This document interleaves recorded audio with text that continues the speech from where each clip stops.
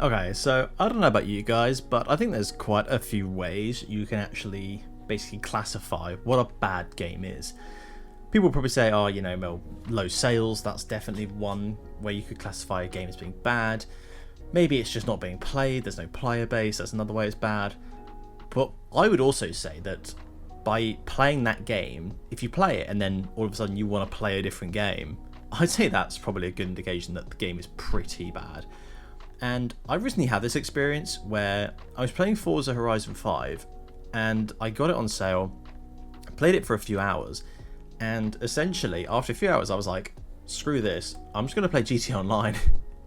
And I ended up getting back into playing GT Online for the first time in like a good couple of years. It's been a while since I've hopped on GT Online.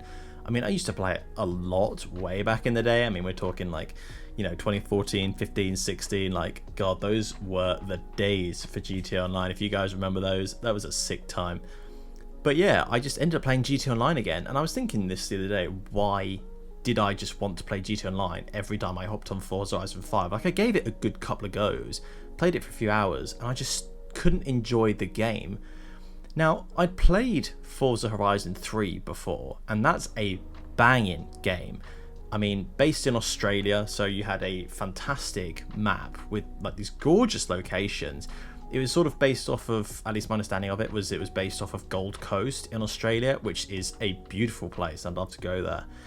And it was just this incredible map. There was all these waterfalls and tropical jungles and stuff, these white sandy beaches, this city skyscraper with suburbs.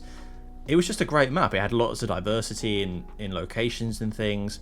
The cars and the driving was fantastic. So I thought, well, I'll get Forza Horizon 5. Surely it's just more of the same. I know it's based in Mexico, and the map is, I think, the biggest problem with Forza Horizon 5. It's just so boring. I mean, I've driven around it a few times now. Like I said, I played it for a few hours, and I felt like I already know the map. It just felt so small. And I don't know if that's by design. I don't know if the people who made Forza built it in that way, so it felt fairly small, and people weren't just driving around for miles to get to all these different locations. But yeah, it's a very small map, and there's not that much diversity. I mean, there's like a sort of rainforest kind of setting in the south, and then more of like a SoCal type setting in the north with these sort of long windy canyon roads. Then there's sort of like the middle city as well. But I don't know, there's just not that much variety. It's all different shades of, sort of sandy, yellowy brown type of setting. And yeah, it just felt really boring, really bland. I mean, the cars are great. The cars drive fine. Like, they're actually really enjoyable. I think the mechanics in Forza Horizon are actually really good. They're not too sim racy like Assetto Corsa, but then they're also not too arcadey like GT Online. But in that case, why would I then want to go and play GTA Online if the mechanics are arcadey in GTA Online, but then less so in Forza Horizon 5? Aren't they just two different games? But they're really not. I mean, GTA Online, for as much as it's been changing over the last years and has really sort of become a completely different game from what GTA Online was at first, the original premise of GTA Online was just to buy cars, steal them, and drive them around and have fun. Like, that kind of sounds a bit like the premise of Forza Horizon 5. It's just to buy cars and drive them around. And despite the arcadey mechanics of GTA Online, the map, even by today's standards, I would say, I mean, it feels a bit smaller now, but it's a great map. I mean, there's deserts, there's big wooden forests, there's a massive city, there's all these different canyon hill roads and stuff. I mean, car culture in LA is its whole other thing, and for good reason. And then to have GT Online mimic the location where there's a fantastic, rich, car culture was a brilliant idea. But Forza Horizon 5 just doesn't have this. I mean, I don't know all there is to know about car culture in Mexico, I'll be honest, but I feel like when you think of car culture places, Mexico isn't the first place to come to mind. People probably think of countries like the US, like Germany, like Japan, like France, Italy, the UK. These are countries where a Forza Horizon game would be fantastic. I mean, imagine a Japanese Forza Horizon game. that would absolutely slap. I mean, the setting would be just incredible. So I don't know why that wasn't one of their first thoughts. Or again, like, imagine Italy, a Forza Horizon game based in Italy. That would be incredible. So I don't quite know necessarily why Mexico was the choice for the map, but hey, I don't know, maybe they thought they were onto something. But yeah, and it's a shame because I do really want to enjoy Forza games. I think they're very good comfort games. They're games that you can just sort of hop on after work, drive around for a bit, and, you know, listen to some good music, right? But again, you can do that in GTA Online. And I'd also say that the music selection, I think, in GTA 9 is better. I mean, they've added radio stations and different songs over the years. They don't do that with Forza, at least not that I know of. At least for Forza Horizon 3, when I played it, I don't remember them adding in new songs and adding in new radio stations. But again, they did that with GTA Online. And so what you have is a setting in GTA Online where the amount of cars is constantly expanding. The music selection is also expanding. You have a much more, you know, diverse and better map for driving on.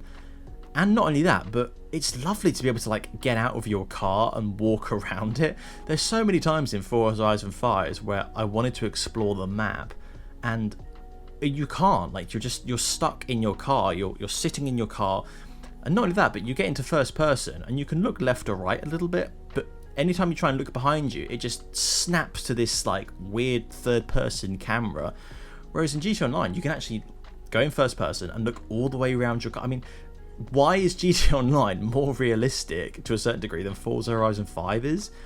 And I think that just ultimately sums up the experience of Forza Horizon 5, is it just feels empty. There's something lacking there. There's just not enough content. And as a result, yeah, I ended up getting back into GTA 9. I bought some really nice sports cars. I drove around, you know, Los Santos and, you know, really enjoying the canyon roads and seeing what new cars they added. Not only that, but they also have a bunch of other cool car content stuff, like the car club in LS. I can't remember if it has a specific name.